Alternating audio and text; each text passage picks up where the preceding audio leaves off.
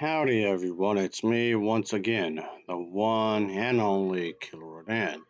So for today's video, I have another animated feature to review for you folks because of course, I did talk about the first entry of this series, so might as well talk about the other. Yeah, it's a dinosaur prehistoric thing again I've been talking about. I mean, okay, it won't be the first time I've done this, so might as well do another one, I reckon, because why not? Okay, it won't be the first time I tackle the franchise. Anyway, it's Land Before Time 2, The Great Valley Adventure. So, yes, Bigfoot and the others, Duck and all that, Sarah have all returned for yet another crazy wild adventure. So I just figured might as well just get to it, since I've already spoken about the first movie of the series, so might as well get to the other one as well, because why not? Anyway, as I often said, if I'm going to talk about one entry of the series, I might as well get to them all, unless there's like a specific reason not to, I guess. But there you go, I reckon. Well, whatever the case is, of course, as usual, let's talk about the plot, shall we? So here we go. So yes, like I was saying, the adventure continues in this movie. Littlefoot and gang are up to a task here because, well, let's just say it's not super easy, really. And they pretty much have to take care of this egg here. And yes, that would become a focal point of the story in this entry of this series because they feel like they have a responsibility, and Littlefoot does acts about babies and whatnot, and he goes to somebody to talk about this kind of a thing. All the while, we do get these new villains, I guess, these two. And yes, of course, yeah, they want the egg. And yes, a lot of the dialogue is related to eggs, which honestly, it was pretty painful to hear. A lot of egg related jokes, a lot of egg related dialogue. That was kind of bad if you ask me, but whatever.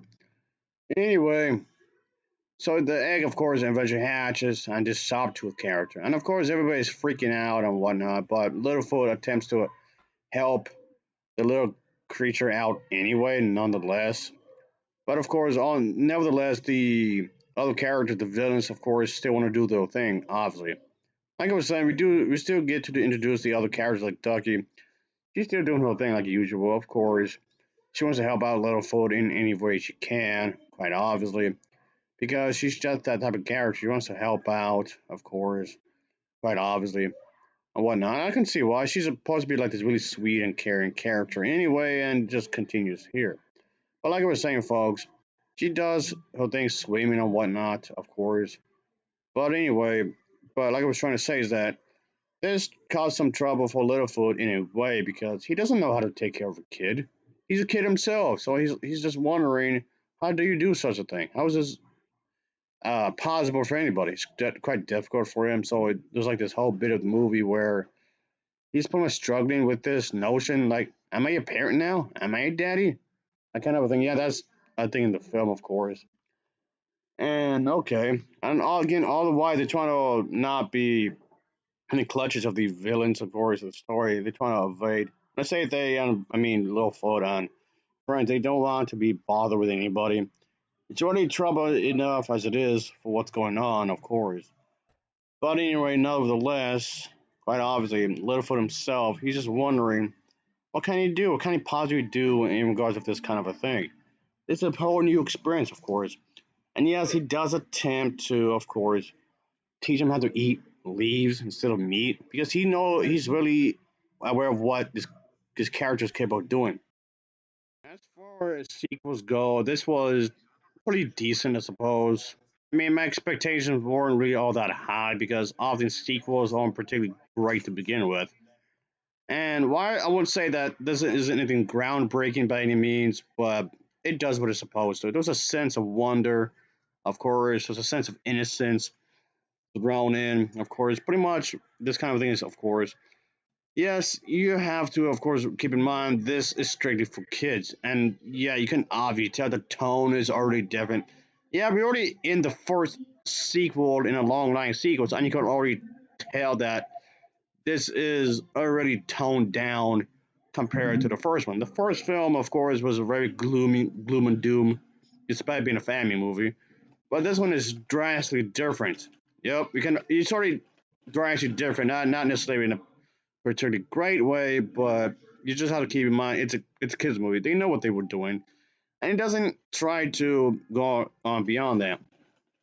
It still feels like a Land Before Time movie. It still feels like it's still in the realm of Land Before Time stuff. Of course, it attempts to be suspenseful. It attempts to be, as far as kids movies go, anyway. And yes, of course, there's the whole thing with the T Rex. That's still a thing in this movie, of course, at least to some extent, of course. And yes, there are these other hazards, like the two egg stealing characters. And yes, of course, and if anything, it does try to be this melodramatic kind of villains that the villains showed earlier. Yes, that's what they are. Very melodramatic type of villains, and this is no different. These two villains of the story, they're not exactly getting along with each other. One villain wants to do one thing, but the other villain wants to do another. So they're not agreeing on what they should be doing, of course. But at the same time, they're still after Littlefoot and his friends. So we got that interaction going on throughout the entire story. For what it's worth, it's a decent follow up, I guess. It's nowhere near as good, obviously, but it's a decent follow up. I guess I would recommend it, but just don't expect it the same kind of quality of the first movie. Of course, the music's still nice. The music isn't too shabby, I suppose. I thought, as far as animation goes, it's decent animation, I suppose. So I guess I can't complain too much. Anyway, I'll give this an overall rating of a 6.8 out of 10. It's a 6.8 out of 10. Still a solid enough entry to the series, I suppose, but still. As always, thanks for watching, and take care. Until next time, see ya. Oh yeah, later.